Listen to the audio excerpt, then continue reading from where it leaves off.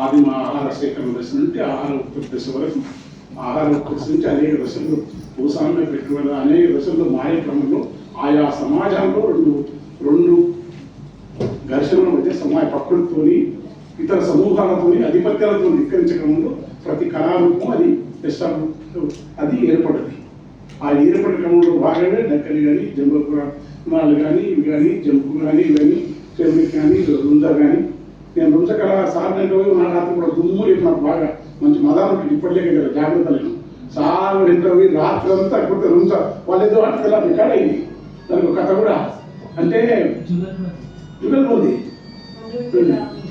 కర్ణాటకలో ఇట్లాంటి కానీ అనుకో ఇది నాకు తెలిసి బయలుదేరు అంతటా బయలుదేరు కానీ మెక్సికన్ జంపిస్తా వాళ్ళు కానీ ఆయన వీరో సంస్కృతం పాడితే అన్ని వాళ్ళు ఏంటి వాడుతున్నారు. మన జమైకా ఆర్టిస్ట్ వచ్చి ఒక బార్లో పాడుతుంటే మేము ఫుడ్ వేసి వాళ్ళు పాడుతున్న వాళ్ళ నాకు మొత్తం రికార్డు ఉంది పెడతాడు.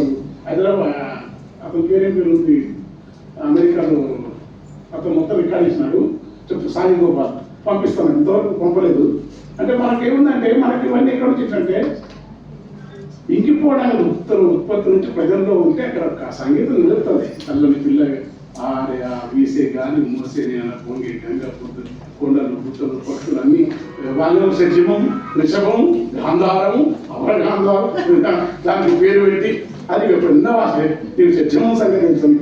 మేకలే గుర్రులు లేక అది అన్ని పూసలు రాశారు. అవన్నీ మనకేమో ఏ ఒక్క సంగీత ఆరోహణలు సరళసరాలు లేకుండా మాయమాల గౌరవంతో మొదలు పెట్టకుండానే శుద్ధిపక్వంగా జానపదులు వాడతారు. ఎక్కడ వాడతారు గుర్తుపెట్టండి. బేస్ అంటే బేసు, తాళాస్త అంటే ఒక్క అనుబంధం కూడా లయ శుద్ధి పోదు, టెంపు పోదు. ఎందుకంటే అది వాళ్ళ జీవితం నుంచి వచ్చింది కనుక ఇలా పోయేదాన్ని ఇది సాహిత్యం అనకుండా చేసేసి వాళ్ళు ఈ లగ్న శాస్త్రాలు సమాజకాలం పాటలైన పాట మనం రాసినాక పాటలు వృత్తం ఉంది, చతురస్ర కండగతి ఉంది, మిశ్రగతి ఉంది, ఈ గతి ఉంది. ఆ ఏ గతి మాకు ఏ గతి ఒకటే గతి మేము జీవితం నుంచి రాసిన తర్వాత నేను సూత్రాలు చెప్తాను. దీని ఉదయస్వం ఇట్లా జీవితంలో ఉన్నట్టు నేర్పడం వల్ల కనుక అయితే దానికి జరిగిన అన్యాయానికి సరిదిద్దే క్రమంలో యక్షకి కానీ ఇలాంటి పెద్దల మధ్య జరగటం, ఇలాంటి జనపద కళాకారులను గౌరవించడం, వాళ్ళు ఇచ్చే అవార్డులు